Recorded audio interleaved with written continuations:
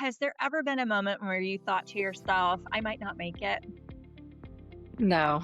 And I Okay. I I have not, the first year I felt like I don't know if I want to make it. The first year was really hard. There's moments where you question like, do I have this to continue at this pace? And one of the things that really helped me get through was why? Why was I doing this?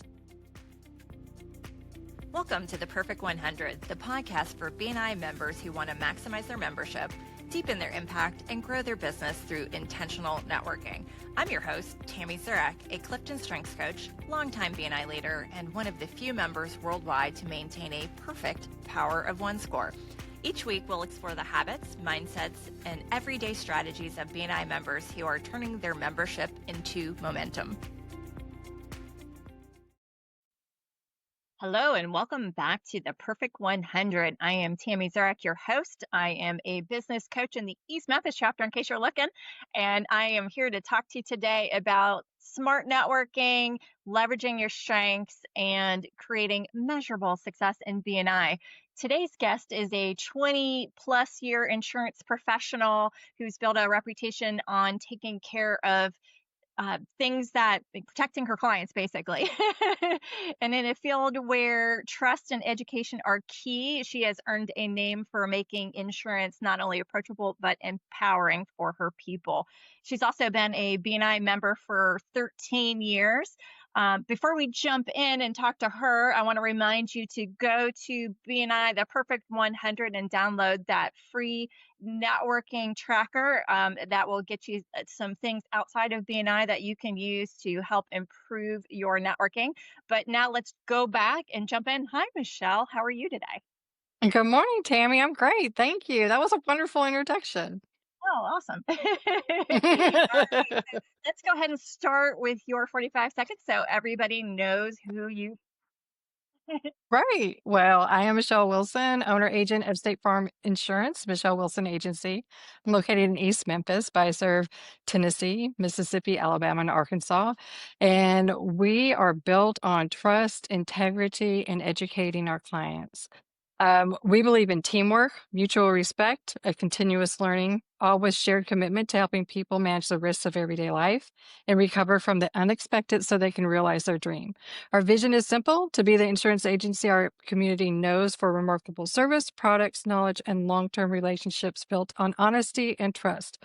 Our mission is clear: helping families and businesses protect what matters most. We want to be the first and best choice for insurance and financial services.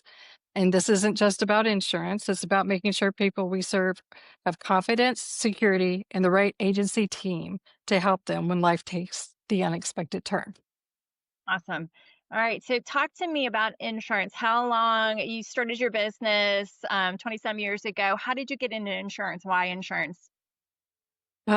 I really wanted to help and serve our community. I live in a small town outside north of Memphis, and I was a banker in the town. I loved helping the community, the schools. I handled a lot of their accounts, but I realized I just kind of hit a level where I wasn't going to be able to help them on different platforms. And so I started really thinking about what industry could I get into that I can help people manage things that a car accident wiped them out financially, or an unexpected illness or injury did not wipe them out financially. How can they receive a paycheck when those things happen? They're very unexpected. And opening savings accounts just wasn't doing it for me. I wanted a bigger platform and more options and products for those clients to be able to be taken care of. And so that's why I started looking into insurance industry. I thought I was going to be real estate. I came from a real estate family. I loved it. However, insurance was kind of filling all the dots for me, and I loved it. And so I went to work for an agent in town who happened to be my father-in-law. I had to talk him into it.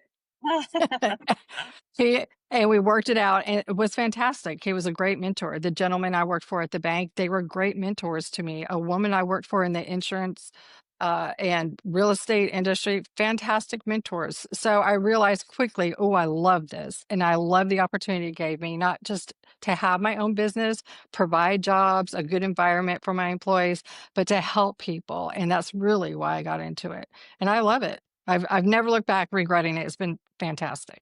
Awesome. I love that you mentioned mentors. I've done the same in my career. I feel like every step along the way, I've sought out mentors on purpose. I'm kind of one of those people. I don't like to spend a lot of time doing things that somebody else has already proved don't work. I would rather figure out what they did do well and do that Yes. and make it my own. So I love that mentors played a big part in your getting you where you are today.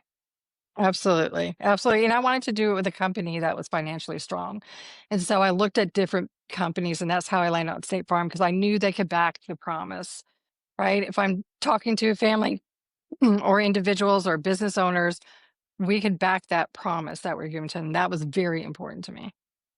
Awesome. So you've been in business for 20 some years. How has your business changed or grown over the years? Well, I'm working a little bit smarter. Are Good. when you're first starting out, you're kind of drinking out fire hose. You've got all these wonderful things going on. You're excited. You're living your dream. You're pursuing your passion. And sometimes you just put your hands in fires of different things that you think are going to work. And one of them was marketing. Like I'm so much better at marketing and how I spend my time because time is our most precious commodity. It's our most important thing we have. We can never get it back. Right. So how are we going to spend it? So in my business, when you're launching, you're really building that. And I needed strong relationships in, East Memphis, Germantown area. I needed strong connections. That's just something I'm very passionate about. It's important to me to have that. So, creating that network around me. And, I tried different things, but when I landed in BNI, and I saw the focus and the drive and the accountability. Not only that, but the professionals and the training. I mean, you know, we encourage each other and lift each other up, and we bring each other to a standard that really, really helped me really grow that area of my business. And then, um, I just was smarter with my time. I had to be smart about how I used that time and where did I get the most bang for my buck? And naturally wanting to help people, being I was fabulous because you're really helping other people get to their goals as well. And it's so exciting to see somebody who's coming in and they're in this field that they're just super passionate about, super excited about, and you are part of that growing and vice versa. And you learn about their journey and how they got there. So it's the same with my clients. I'm learning about their journey. I'm learning about how they got there and then where do they want to go. It translates into that. So I really took a lot of the things I use for my business already, brought it into BNI, and then BNI helped enhance some of that. Yeah. And then, spending things that help with the community. So a lot smarter with my time, I would have to say. Just busyness doesn't mean productiveness. And Yes. is it adding value? Is it adding value to your business? Is it adding value to your community and your relationships?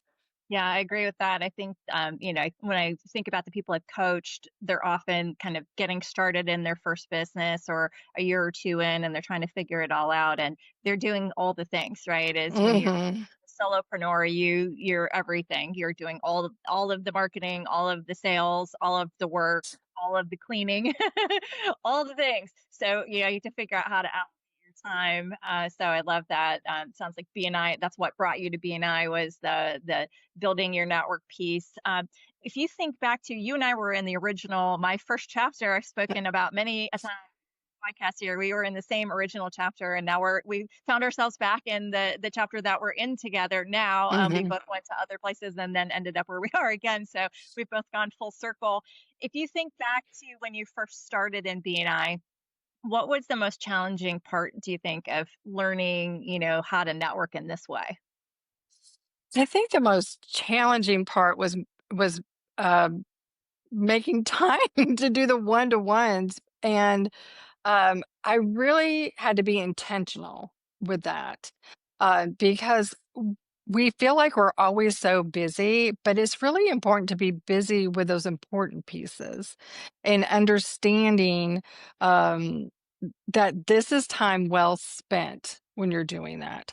The meeting itself was always very engaging, but it's very limited on where you get to really know somebody, their drive, their passion, what they do well, how they do it, and what's a good referral, and vice versa. It's just as important for them to understand how to refer you and your business and build confidence in each other because that's really important. That trust is something that I found in BNI, but engaging in the one to ones, you have to be very intentional with. You've got to make time for that. It's important.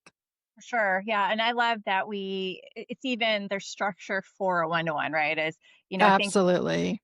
I remember my early days and people would come and visit the chapter and they'd, call me afterwards. Hey, can we meet? They weren't a BNI member and their intention in meeting me was to tell me all about them.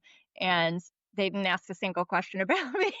Oh, And I was like, and we find that at other networking venues, where things are outside of BNI is people will hand out their business cards right and left, and they only want to talk about them. And that isn't, yeah. as we all know, if we're listening and you're in BNI, it's a two-way street as we're trying to help the giver's gain of it all is we've got to Yes. find out about each other and getting into those one-to-ones is really where that and the structure for a one-to-one, because even that I show people come to a one-to-one with me and I'm known in our chapter, they say it's not a Tammy one-to-one. Sometimes when they have one-to-ones, there's a difference between a Tammy one-to-one and other one-to-ones, apparently. Yeah. No, I love the structure. And it really helps me share with them too, just who I've been with. And maybe that's somebody they're looking for, and vice versa. And it really helps facilitate a productive meeting time together. And really, a lot of times we can leave together already having referrals before we leave the meeting. So that structure is fantastic. Yeah, and hopefully that's the case, right? That's what we're looking for, is we when we get together that we can find those things for each other. Let's have a look at your power of one scores. So on the screen, we have I will read it because not everybody's watching. Some people are listening. So we have a score of 50 in the yellow. Attendance is 15 points in the yellow. Referrals per week are 20 points in the green. Visitors per week are 0 in the gray. One-to-ones are 15 in the yellow, and CEUs are 0 in the gray. So when you look at that, what are your first impressions of your own report? So I'm not sure because I do CEUs every week. Visitors are the area that I want to work more on. I feel like, which is fantastic. A lot of people I've invited, they've attended or they want to attend again. They've never been. So they're really not first time visitors. And that's all that counts on those Right. reports are first time visitors. And so that's an area where I'm trying to be more intentional with people who've never visited BNI, and have them come that way. Uh CEUs, there's so much great education out there. And I've been watching your podcast and I've been watching Be Nice Things, so I shouldn't have 0. So what that tells me is, hey, I better start logging these things Yes. better because our technology is so good. It's so much easier than the way it used to be. And I just think back and think, wow, thank you for closed business giving could be so much different if we would have had that kind of technology and the tracking systems and the resources. We have so many great things with BNI.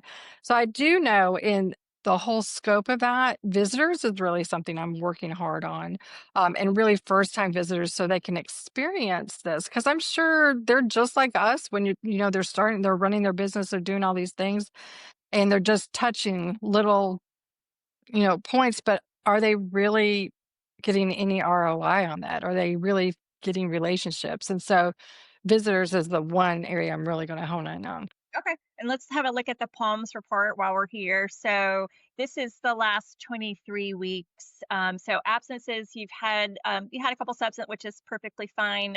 One absence. Referrals given inside 11. Referrals given outside 28. Referrals received inside 2. Referrals received outside 15. Visitors 0. One-to-ones 22.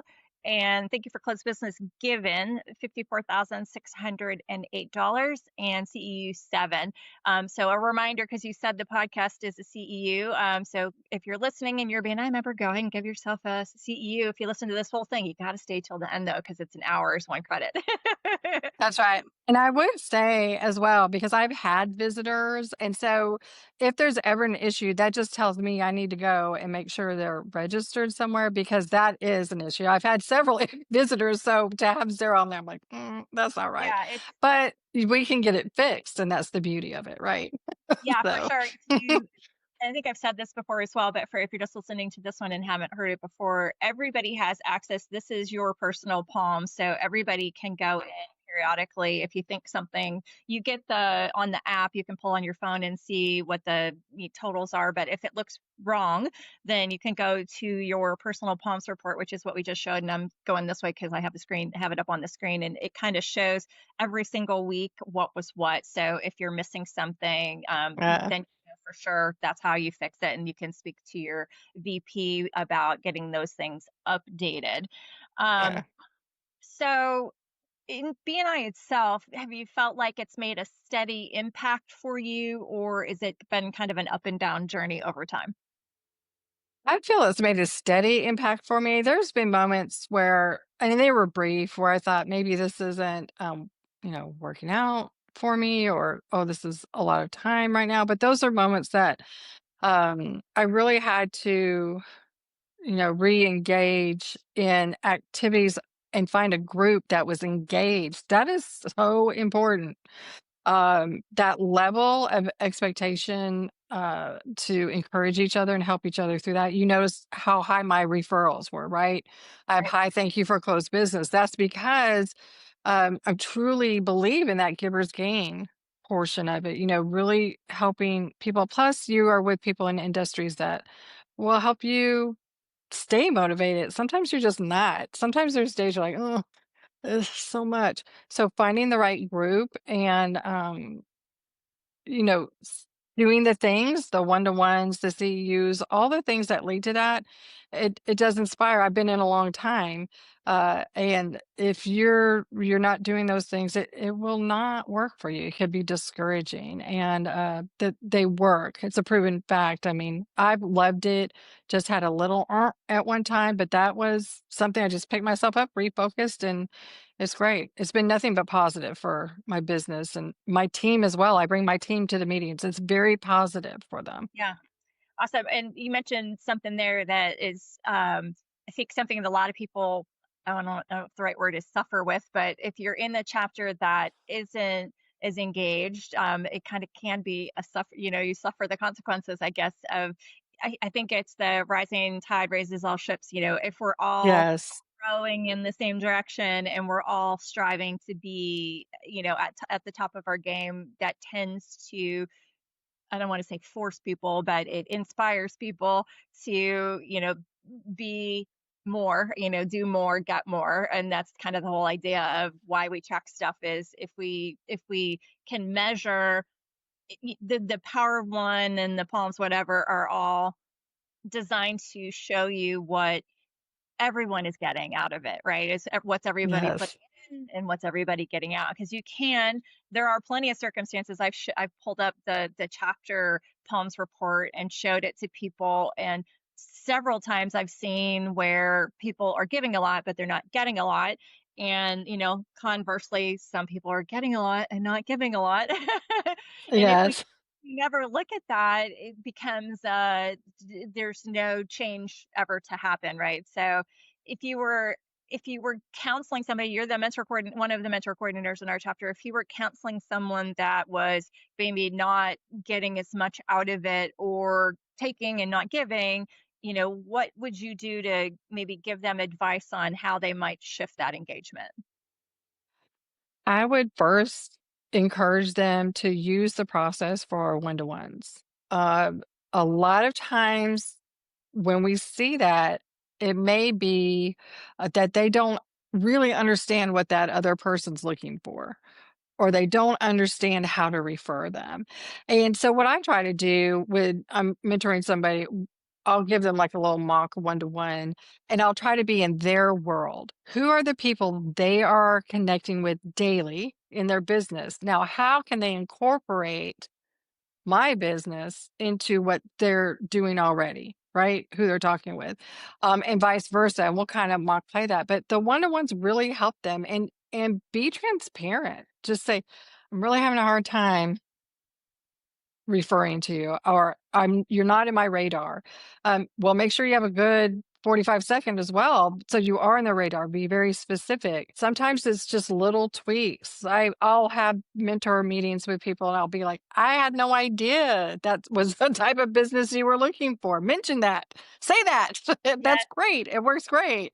So I would really encourage them for that. And then I also just see, where they're at, how they're feeling. What do they think is going well? What are the areas they feel they can improve upon? And then how much of that are they going to be intentional with? And then we try to get them to schedule a one-to-one, right then and there with another member. Maybe they think they would do well with that. They want to refer to, but they're not clear on how to refer to them. A Yes. power partner, basically, something like that. Yeah, I think it's we're often, I don't know what they're, it's not afraid, we kind of tippy toe around the fact that, hey, you're not being clear. Right. A lot of people Hmm. they think it's clear what they're saying, and in reality what we're hearing isn't what they think they're putting out there. So having that sort of heart to heart with somebody is, look, I know you think at least I think you think you're being clear, but I'm not picking up, or they're using too much jargon. A lot of people, you have to do what is it, the fifth grader? Is that the third grader or fifth grader? Just talk to me like there's a show. And Right. speak to me like I am in third grade or fifth grade, because when you're using a ton of acronyms, you might think everybody knows, but they don't. So it's good to Right. have some kind of bounce, and even ask for that feedback. As I have a list of questions I got from years ago, that if you've done a one-to-one with someone several times over, one of the questions, and I have them on my phone stored so I could remember them all, but one of them is, what do you think I do? And I think another one is, who do you think I'm looking for? And have the person tell you, and it's amazing what you hear back. Yes. Because Yes. Yes. you're not gonna, sometimes if you're being clear, you're getting exactly what you want, but sometimes not. And or they Yes. leave out, they give you the one main thing, but they leave out a couple of other things that you thought you were saying often enough to be that they stick, but they don't. So Right. it's a great, those, who am I looking for, is also a great, kind of, they're not thinking who you're thinking. So Yes. Exactly. it's a good checks and balances thing. All right, let's roll over to your Clifton strengths. So there we go. So your number one strength is belief. You have certain core values that are unchanging. Out of these values emerge a defined purpose for your life. Number two is responsibility. You take psychological ownership of what you say you will do. You are committed Yes. to stable values such as honesty and loyalty. Number three is positivity. You have contagious enthusiasm. You are upbeat and can get others excited about what you're going to do. Number four is connectedness. You have faith in the links among all things. You believe that there are few coincidences and that almost every event has meaning. And number five is activator. You can make things happen by turning thoughts into action. You want to do things now rather than simply talk about them. And you have also taken your full 34. So I've got that up for us. So I'll give the rest of the 6 through 10. 6 is significance, 7 is learner, 8 is individualization, 9 is woo, and 10 is focus. So when you first did this, what were your thoughts? Join the Art Academy in Memphis. Master the skills needed to create stunning, realistic oil paintings. With expert instruction, you'll refine your craft. Enroll today at artacademyofmemphis.com. It was very, I believe spot on. And it made sense to me after going through it and meeting with you and understanding a little bit more, because really, truly, I am not involved with anything if it does not serve a purpose. And the purpose has to better something, right? Better our community, better somebody's life, leave a positive impact. what's the footprint and legacy we're going to leave? That is very important to me. And then surrounding myself with people who can uh, help get to that mission, but trust in getting there. And so I think when I started reading, I was like, yeah, that's true. And it means so much more to me too, to know that I'm connecting with people that have these same type of things or goal driven. And it could be in business, it could be personal life, it could be, um, you know, making something better in like what Laura does, a nonprofit agency. It's so important. It matters. So I will spend my time, I will spend my dime, I will give to those kind of things because it just will help everybody involved. And that's important to me. Yeah, and it's funny when I was reading your assessment, one of the things, and I don't remember exactly what the wording was, but you're always really good about welcoming the visitors. When we go around the room and Mm. do our 45 seconds or the sign off at the end, you always make sure to include the visitors and thank them for coming. I always think to myself, I'm so glad you remember to do that because it's important that I mean, we have the open networking and all of that, but I think it's important that it's one more touch that they feel important. So I always appreciate that. I'm going to guess that's your individualization kind of coming in and positivity and connectedness all kind of working together to make sure everybody feels like this is a great place for them to be. If you think about your strengths, can you think of a specific example where one of them really helped you push through a challenge or seize an opportunity, whether that's in BNI or just in your business? I would say, I believing in what I do, right? That's important. But we have so many obstacles and so many things that we go through. And sometimes things are great and sometimes they can be down. But that responsibility, that commitment, that is really something that helps drive what we do in our business, our agency. We have a core value there that, we are responsible to our clients, our customers. We are responsible to each other in what we do. We are responsible to the groups that we network with or are part of. So, responsibility is probably one of the things that really helps drive, what I do because there are some days you're just like, oh my God, I'm overwhelmed a little bit. But Yeah. hey, you know why you're doing it. Now do it. You've got a responsibility here. Sounds like So the activator in you. Let's just go yeah. do it. Yeah, let's just get it Activator done. around. Let's Yeah. just go get it. Like let's not read Yes. about it. Let's just, let's Yeah. get the direction and let's go. That's right. That's right. So you've been in your business for a long time, and I know a lot of people that are listening to this have maybe they're starting out in their journey.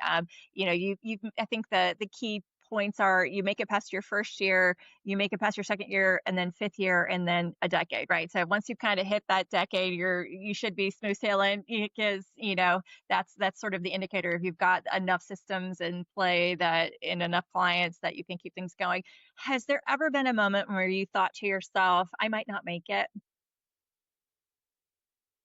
No.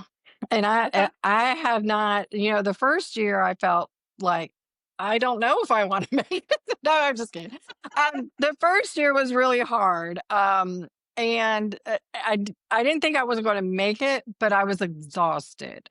Yeah. And then the second year, a little less exhausted. But I will tell you, surrounding yourself, the power of words is so impactful. Surrounding yourself with people who are positive and truthful that will help you. Like if you are down, there's something that's not going right, and maybe it's something that maybe a process you're doing or a hiring issue or something like that, and you're able to have conversations with people who have been in the same situation and how they overcame it, but they're truthful with you because maybe I was doing something wrong, or maybe I was looking in the wrong places, and accepting that, taking it and working with it to make it your own so you do succeed in the areas maybe you're not doing well in. That's important. You should be able to do that, adapt it to what you need in your business, and then move forward with it.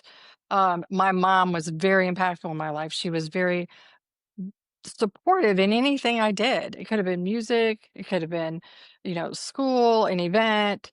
anything that I was a part of, but having that positive influence into you and breathed into you, parents just don't understand how much of an impact that is, especially when their children grow up.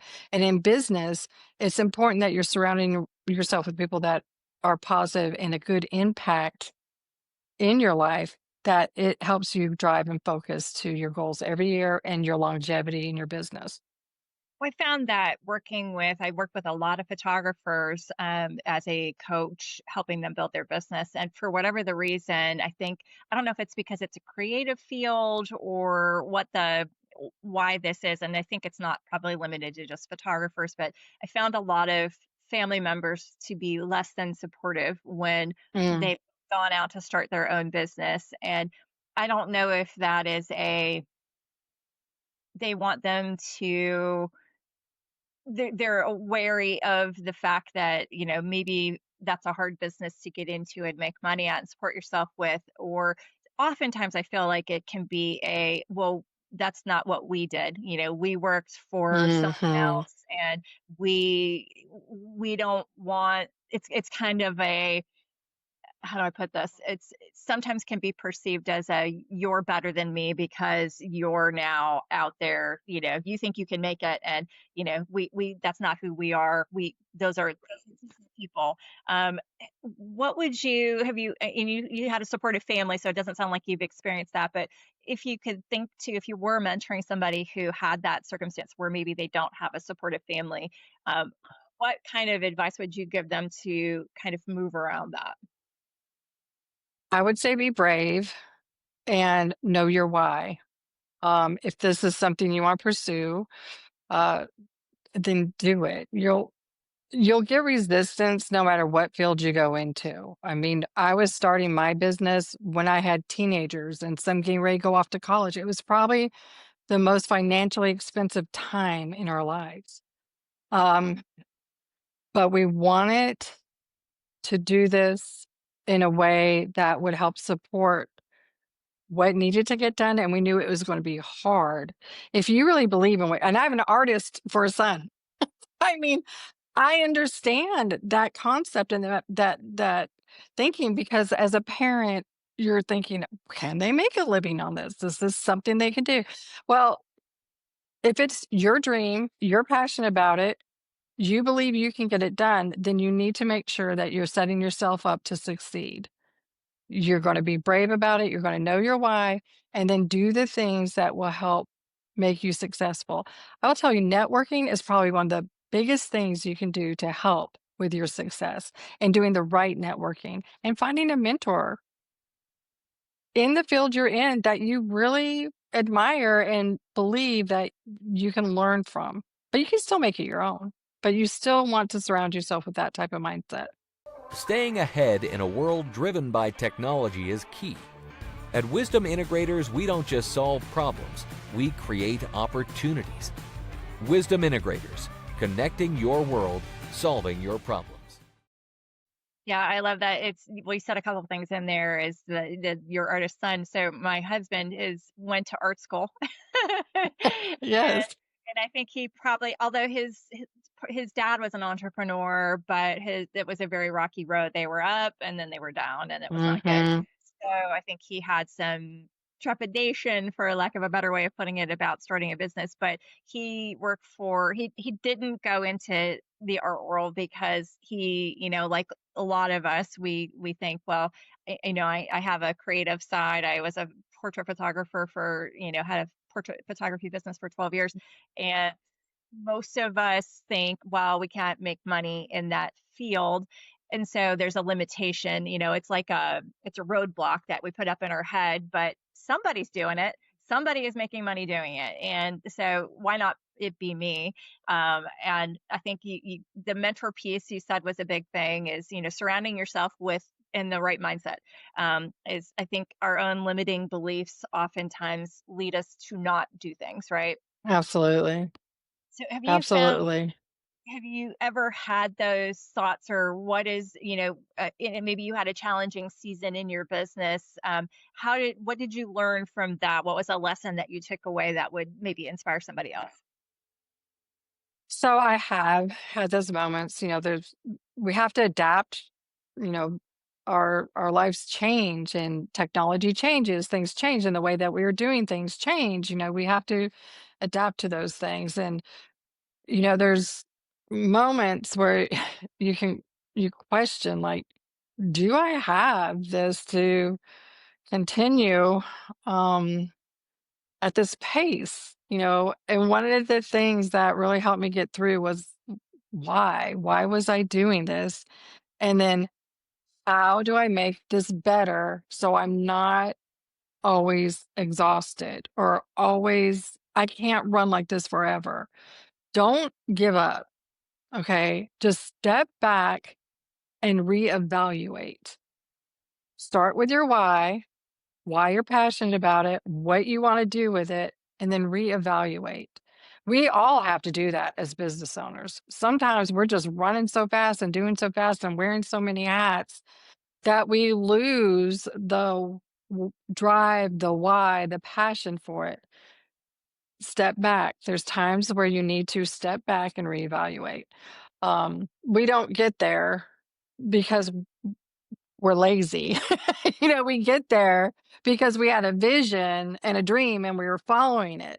And it's not always easy. And when you're in it, sometimes it can be hard. I mean, I remember Tammy was my photographer, and she went to Paris to do something and she was sharpening her saw and she was surrounding herself with people, right, Tammy? You were surrounding yourself with people that you could help them and inspire them, and you guys can motivate each other and just kind of re-engage with that fire of why you were doing what you were doing. I would say that to the entrepreneur. Re-engage with the fire of what you are doing and why you want to do it, and then reassess, reevaluate, and refocus. Yeah, I love that. So that Paris trip that you were talking about, I was helping teach a workshop there, but I was there for 3.5 weeks in Paris. So we taught 4 workshops, but had a lot of downtime in between. So we were diving deep into our creativity in the off days where we could explore and bring things to um, just reignite the passion, I guess is the best way to put Yes. that. It's Yes. your why. Mm-hmm. There's a book called oh gosh, I think it's something like the artist's journey. I can't remember exactly what the Mm-hmm. words are, but it speaks to when you're burnt out, and I think that's a lot of us as well. As you get to a certain point, and you mentioned the time where you're just working like crazy, and we often are like hamsters on a wheel. We just work, work, work, work, work, work, and we're not using that time efficiently to across the all the different things that you need to accomplish. It's like we just are working to be busy, and not necessarily accomplishing something, but that taking that moment to step out of the grind, so to speak, and Mm-hmm. figuring out what is that, what feeds your soul. Taking that week off. I never take time off. I I never take it off. know. I know I'm the same way, and I'm still thinking about work, but Same. And that's but I will reassess. Yeah. Yeah, and that's part of my unfortunately or fortunately, I'm not sure how you want to look at it. It's part of my strengths is I enjoy working all the time, so it is very challenging to unplug. But sometimes you realize when you take that time for yourself and go do something that's fun, that you enjoy, that feeds your soul, all the Yeah. words, that you come back with new excitement, new passion, new all the things that are going to launch you forward. Um, what is something that what's a business decision that you made that you were really happy that you made? Maybe something that you weren't really sure what was the right way to go, but you went that way, and looking back at it, you're like, I'm so glad I did that. I would have to say, business decision. The process for my team. I've been so thankful for, uh, you know, having a team that is focused on our culture and our customer service. That's really something that I personally work with each of them whenever we bring on a new team member. I'm super excited. I got another new team member, and we're looking forward to the growth in the agency. But one of the things they don't dread, you know, coming to work. The culture was very important to me, and then seeing how how they've helped somebody when maybe an accident happens or a disability protecting their paycheck, how what they did on the front end and what we did as an agency on the front end helped protect them through that situation. And then we were with them all throughout. So I really think making sure the culture in the agency or your business, but for me, it was my culture and my agency, and then hiring, bringing in the right people that were, smart, educated, they could help the clients and they had empathy and compassion. That was really important to me because you understand when you go somewhere and you get horrible service, right? You can go to dinner and have horrible service. I mean, how do you feel when you leave there? We want everybody to feel, including our team, appreciate it, that we're grateful for them, we're thankful for them, and then leave just feeling like that was a great experience, you know? And then we adapt because technology, I can't even keep up with it. Sometimes it's so fast that we've even had to adapt to that, doing more things like what you and I are doing with the client through video and things like that. We're just really making sure we're staying on top of what's important, and that to me is the best business decision you can do for your business. It's like understanding your client, customer, what's important, and having a good culture in there. Yeah. So a couple things you said in there kind of sparked some thoughts in my head. Is one of the things is you guys are dealing with people potentially at their worst, right? Is they Absolutely. lost Mhm. everything. They don't know which way's forward. How do you cope with that? How do you, when people are calling in and lost, perceived loss of everything that is precious to them, maybe even they've lost their family members. How do you manage through that? So we do deal with that a lot. We have people who do lose family members or devastating fires where they're, you know, burnt down to the ground. They've lost everything. And so we as a team, when we're onboarding, developing, and doing those things, we have the conversations of what does that look like for them?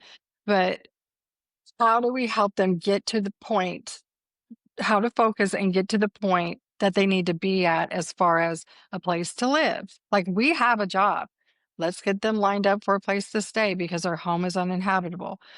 I speak a lot to people who've lost family members. We are very empathetic with them. We are very concerned, caring. We will send cards. And we deal with a lot of that. And a lot of that can really weigh on our hearts and minds. So we do take time to disengage a little bit and work through some of those things, talk through it. I check on each of my team members, talk through things with them.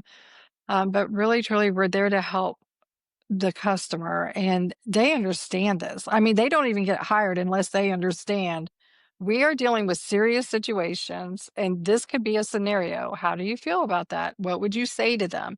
And then we work through it. But our job is to help people get through that. I have an in-house claims representative that check on her all the time because claims are very um, stressful. Yeah. Auto claims, teen drivers, all of that. So we're communicating a lot to make sure that we are in a good space, that we get the client to where they need to be taken care of, the customer taken care of. And then we get tons of thank you cards. And I give the thank you cards to the team. I read them in our meetings. I say, what you're doing matters. How you help that person matters. We have to take care of our minds and ourselves so we're ready to help them when those challenges come up for our customers. Awesome. And you also mentioned technology, which in today's world, it's changing at the speed of light, and AI is something that is really obviously taken a foothold, and everybody's kind of unsure where that's going to go. Has that impacted your business at all? For me directly, the way it's impacted is made it a little fun. We can post little creative things. However, it is something that everybody should be a little concerned about if they're in, um, you know, customer service or things like that. It's helped make some of it easier because things can be generated. If I have to do all my posts for a month, I can put in a topic and say, "Help me generate a post for this." I mean, it's really helped with efficiency. But we are always going to be answering the phone. Like I'm all about answering the phone, talking to the customer, answering the emails, doing those things. I think AI can be a very positive thing. We've used it in a way that's helped enhance our agency. Um, I'm not living in fear like I'm going to be wiped out by an AI machine, that kind of thing. Because I think it's important. The whole foundation of State Farm is that, agent and being there for the customer, being that good neighbor. And so, I can't say forever it won't be AI, but I would say right now, in the time I'm in and how we're helping our customers today, we're using it in a way that helps enhance that customer experience. Okay. So, being in insurance, what's something that people don't think about often and they should think about often? That's a great tip that you could give us that, if you haven't thought about this, you really should. If you haven't thought about this, what I would say is, what are you trying to protect and what could get in the way of that? Is it a car accident? Low liability limits? Your limits, everybody's coverage limits should be in line with their income, any of their assets, and then how they want to financially leave their family. What financial way do you want to leave your family if something unexpected happens to you or a spouse? And so those are the things people should consider. And we do a whole approach on that because everybody's different. We're not cookie cutters. But if you have a $100,000 income paycheck a year and you're driving with 25,000 liability, there's an issue there. We help you understand the coverages, or the customer understand the coverages, to line it up with their life and what's important to them. Awesome. So, a lot of our listeners are business owners themselves. So what's one practical tip that you could share that they could put into action this week that's really worked for you? I would say practical. Look at your calendar, see where you're spending your time, and is it effective? Is that time well spent? There's certain things that we do, like we talked about the busyness. If we're busy all the time, but it's not being or affecting our business in a positive way, or our impact in the community, or our relationships, then it's probably something we shouldn't be doing, Yeah, for sure. right? Yeah, Yeah. So you want to do the consistent things that lead to consistent results. yeah. Those kind of things. Yeah. Yeah, I was just working with a client who they were, in my perception, undercharging for their services. And a lot of their services were time based. And, they were like, it doesn't take me that much more time to do this. And, they're spending time doing that and this other thing. And I said, when you start to add up that time, and I asked the question, how much time do you think you're spending? And they weren't real sure. They had a general idea, but then when you start to track it and you realize, wow, I am really spending a lot of time on this. And so if you kind of go through your, maybe just take a day or two, or, depending on what your business is, maybe you need a week to see how much time am I really spending on these things, and copy it down, write it down so you can look at it later and decide, is this time well spent? So I love that. That's a great tip. So when you look forward to the next few years, what excites you about your future in your business? So personally, I'm getting 2 more grandbabies, so I'm super excited about that. October, December. I know, I'm excited.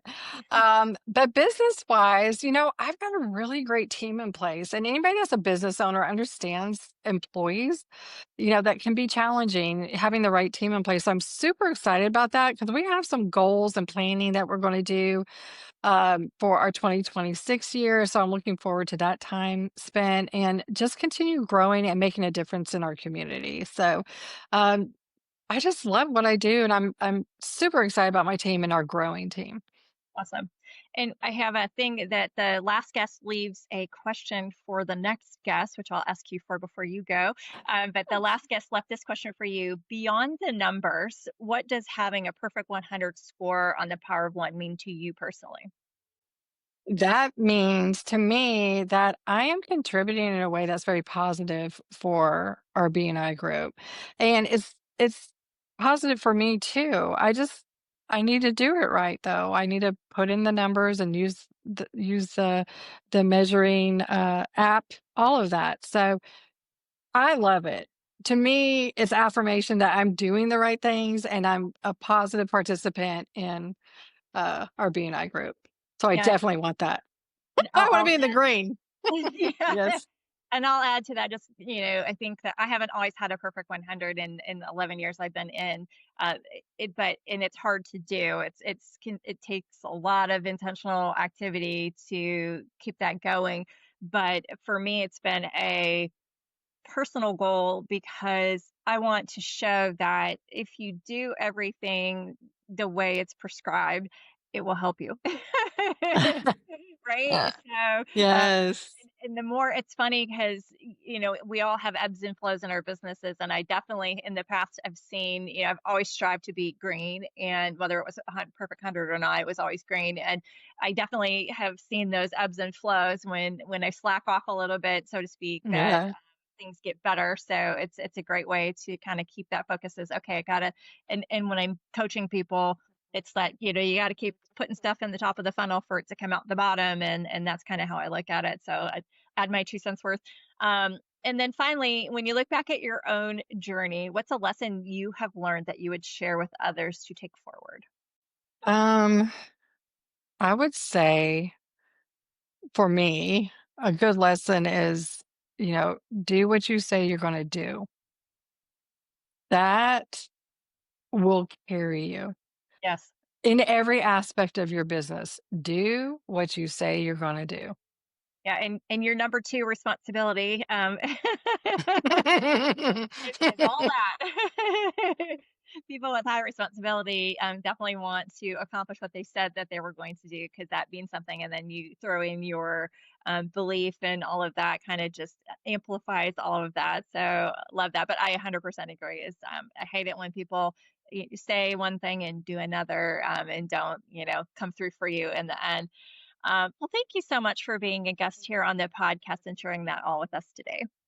You're welcome. Thank you, Tammy. I enjoyed this a lot. Thank you. It's my pleasure. And thank everyone that is listening for listening. And remember to go get that tracker at theperfect100.com. You can download that. And if you want to take the Clifton Strengths assessment, if you download the tracker, there'll be the next page will give you the opportunity to purchase the Clifton Strengths assessment. And then there's also a little thing about coaching after that if you have any interest in that and working with me on that. But if today's conversation gave you any insights, I would love for you to share it with your chapter, your friends, your everyone, and be sure to subscribe, because that helps me bring more of these to you. And also helps you never miss an episode. And if you're a BNI member, I'll remind you again, get your CEU credit because you're almost at an hour. So make sure you do that so you get that credit. And thank you for listening to The Perfect 100. Thanks for listening to The Perfect 100. If today's episode sparked a new idea or inspired you to show up differently in your chapter, share it with your team. And be sure to subscribe so you never miss a conversation. And if you're curious about your own Clifton Strengths and how to bring out the best in yourself or your chapter or your business, head to TammyZurak.com to learn more about building your superpowers into everything you do. Keep showing up, keep connecting, and keep building your perfect 100.